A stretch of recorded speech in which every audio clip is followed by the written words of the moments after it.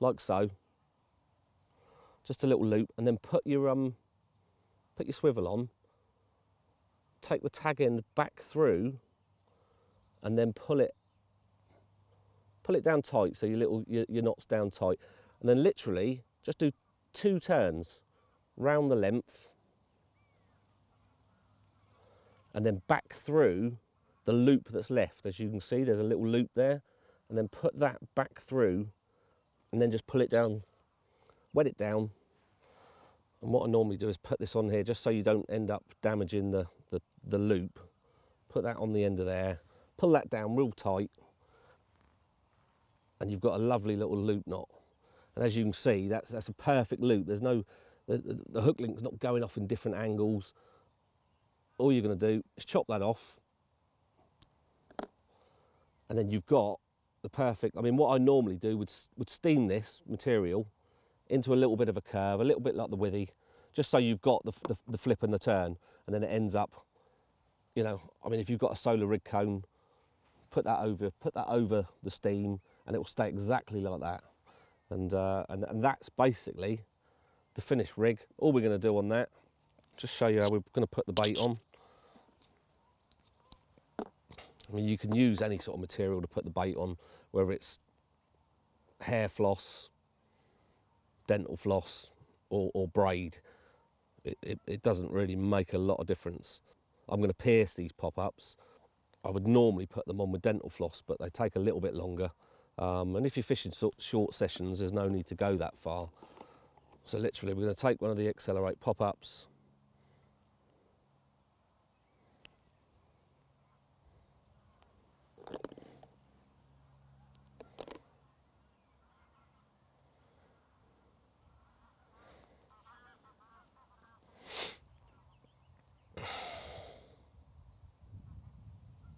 simple as that, little overhand loop, and then tie it onto the little ring, and then that is the completed rig. As you can see, it's a little bit fingers and thumbs. If you're a little bit clumsy, it's probably a difficult rig for you to tie, but most of the time, once you've got your head around it, the hardest part is the silicone boom. But once you've done a few, and that's your finished rig. If we just take off the tag end,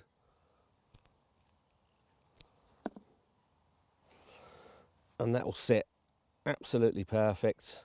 A little blob of putty round the knot, and then that will sit absolutely perfect. And that's a pretty special carp rig. I don't think you're going to get a lot better hooker than this particular rig. So if you're into your rigs and you're into your, using the best products, then that rig will catch you a lot of fish. That is the silicone boom rig. Whatever you want to use this with, it will catch you a lot more fish than just fishing standard baits. Let's hope that one helps you.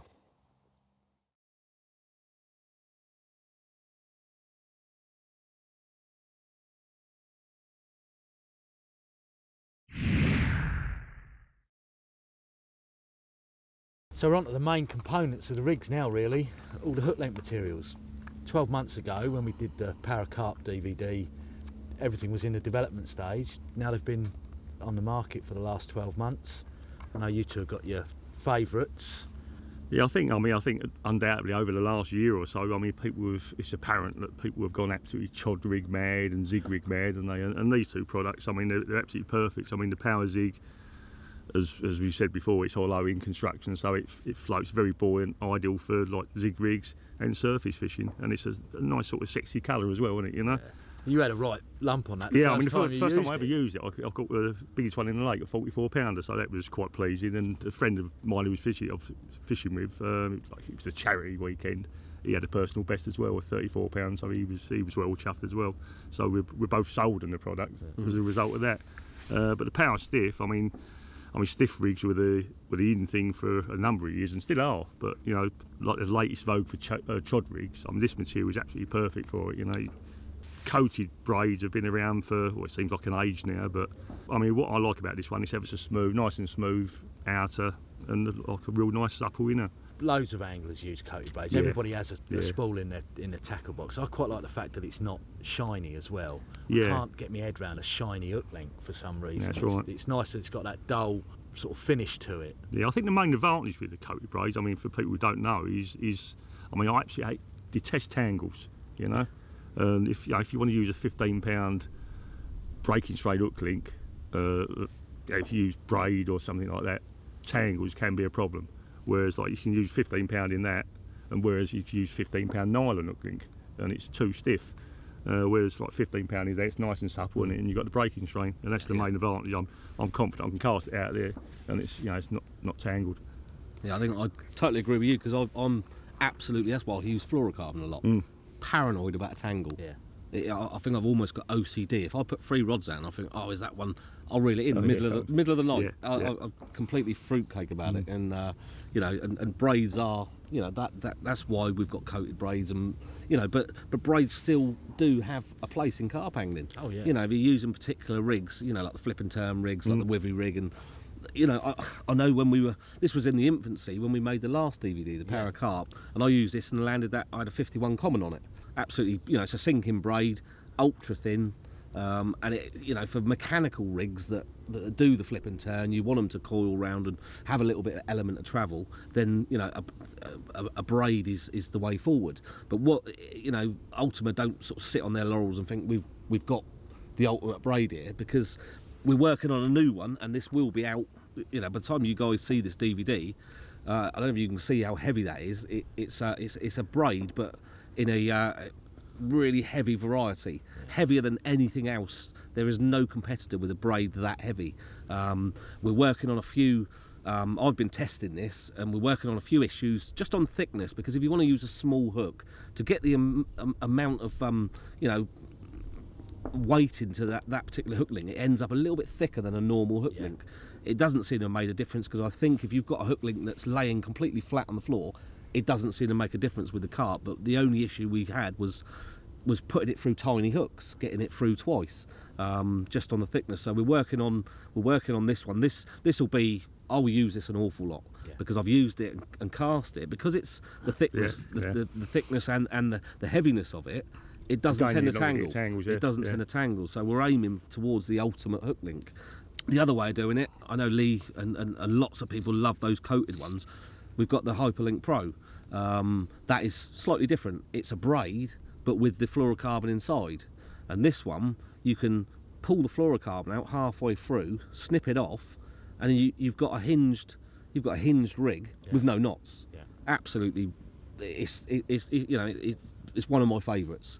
And you don't have to steam it yet again. It's got fluorocarbon in it. Run it along, a little tiny bit of heat along, and it ends up nice and stiff, nice and straight. And because it's got the fluorocarbon, it will sink down. Like so you can create many different rigs. Probably, the most technical rigs are combi stiff rigs. Carp just can't get their heads around them. You've got an element of hinged combined with the stiff, so they can't blow it out, the anti-eject. And they seem to be, the ultimate rigs, and that's why we brought that one into the range. But we will be, we're working on different hook links. We're looking at new materials, revolutionary materials, but that's for another show. Yeah.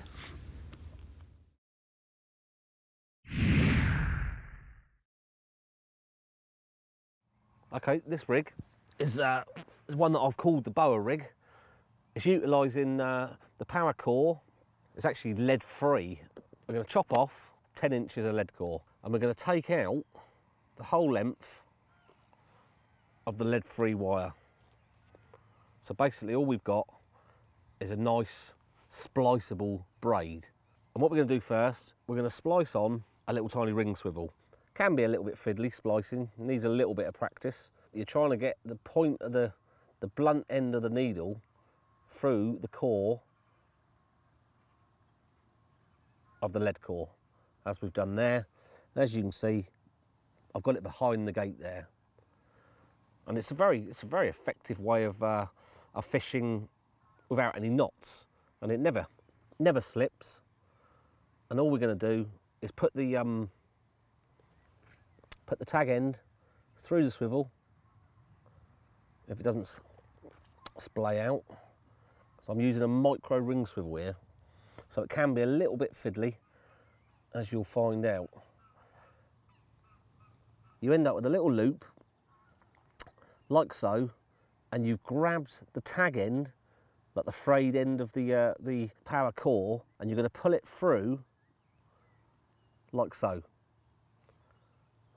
And you see that? That's as simple as that. And that gives you a really strong, non-slip, knotless way of attaching a braid. So it's very, very clever. If you've never used lead core, that's the easy way of doing it. You can pull it out, cut that bit off, it will never slip through. While it's under pressure, you've got the outside pulling on the inside. So basically, that's the actual hook end done. So whatever you want to tie onto this part, you can use all sorts of different rigs. So what we're going to do now is splice on the other end, which we're going to put the ring swivel, which is going to go into your lead clip. So we're going to splice that on. If we cut that down a little bit, it's a bit too long, go the opposite way up towards the tag end from the micro ring swivel, thread it through, again get the gate open like so. It's a lot easier on this one because we're putting it onto a bigger ring, and that'll just go through. Make your little loop and then close the gate like so again, and then pull that through. Ease it through and then pull it down. And then we've got two spliced ends, no knots.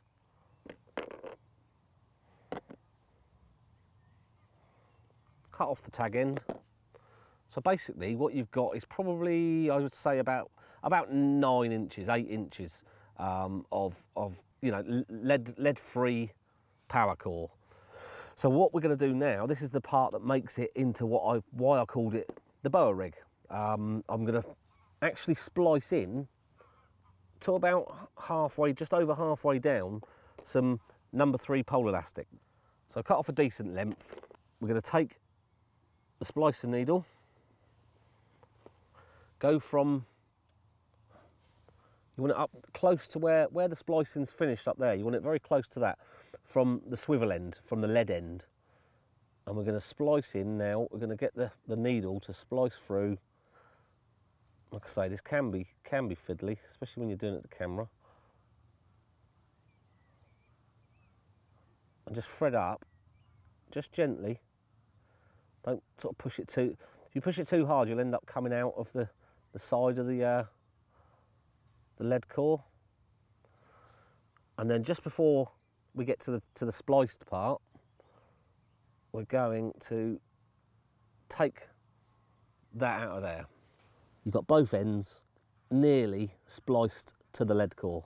You're putting the needle through the ends that are spliced. Okay, so what you do now, take your pole elastic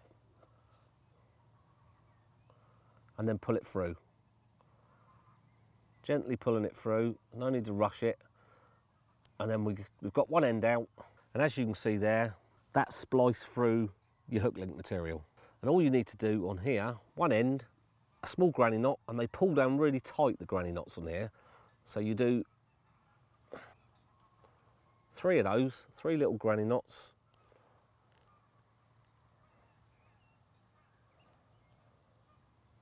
Like so. And because that pulls, you know, because it's elastic, it pulls in nice and tight, and then you chop it off.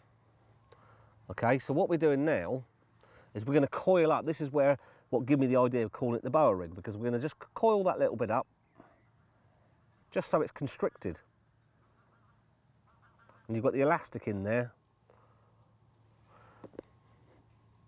Cut off the tag, and then go round and do your 3 knots again. So we've got 1, very easy to work with, pole elastic, 2, 3. Take off your tag end.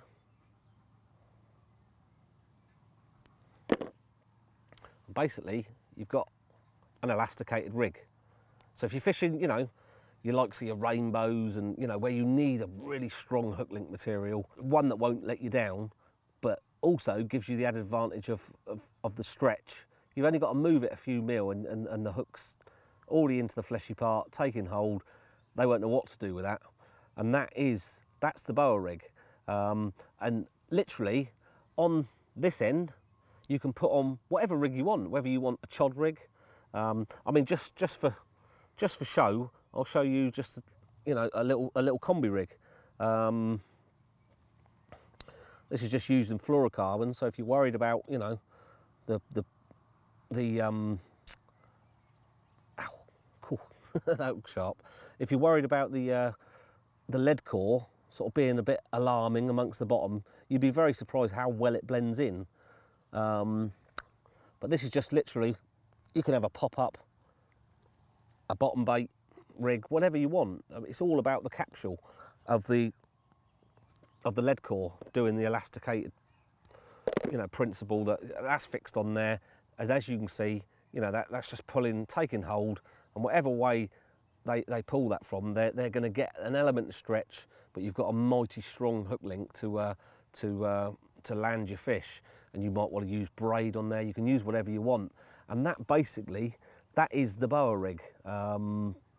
It's once you've tied a few and you know how to splice, it's quite easy. I first used this on Frimley Pit 3, and I had 2 30s and an upper 20 on an overnight session using this, proving to me that, you know, it's one of them. It did work really, really well, and it does work really, really well. So if you incorporate something like that, if you go into your big snaggy waters and you need to land the fish, that type of rig will help you. It will help you do that.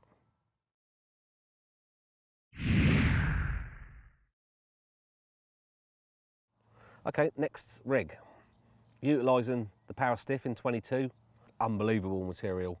The stiff rig's been around, the hinge stiff rig's been around for a long time. I think it's probably made famous by Terry Hearn, but it's one that doesn't get used that much nowadays. So what we're going to do is just show you how to construct it using the Power Stiff.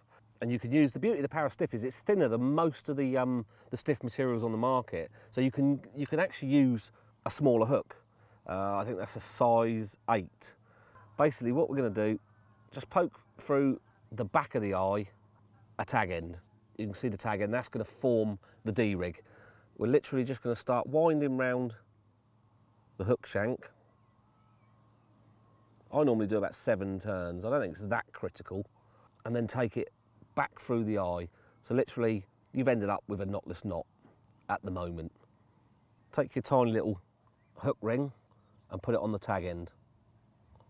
Simple as that. Take the tag end and put it through, and you'll see how easy this Power Stiff is to get through the eye of the hook, because quite often they're quite difficult to do. So all you're forming is a little tiny D. Fold the actual hook link out the way, because we're going to chop this down just about where my fingers, top of my fingers, and then blob the bottom part to stop the D-rig coming undone. As you can see, just going to blob it as it's setting. Just push your finger onto the blob, just so we've created, and it will stop the D-ring coming out. And that's the main part of the rig done already. Depending on how high you want, a lot of people fish this about 2 inches high. I don't like pop-ups that high, but you know, they work. But personally, I want it probably about an inch and a half, quite a short sort of pop-up. So I'm putting an overhand loop in the knot I've shown in a few of the other rigs actually, and then we're going to put on the little baby ring swivel, and you're going to put the hook link through the actual ring part, not the actual swivel, but the ring part of the ring swivel. And then we take the tag end, poke it through, and because of the Power Stiff, you're going to pull the little knot down, just so you've got a little tiny loop just to actually poke the tag end back through, and then pull it up quite close to the ring swivel. As you can see, there's not much of a gap there, and that's going to form the tiny little loop we want. Take the Power Stiff, round twice, and then back through the little loop. It's as simple as that. And then pull it down nice and securely. And if you want to make the loop a nice a nice little loop, you can either do it with a pen, or yeah, again I use the baiting needle, put it over there, and then pull this part nice and secure. So you end up with a nice tight knot. Trim off your tag end.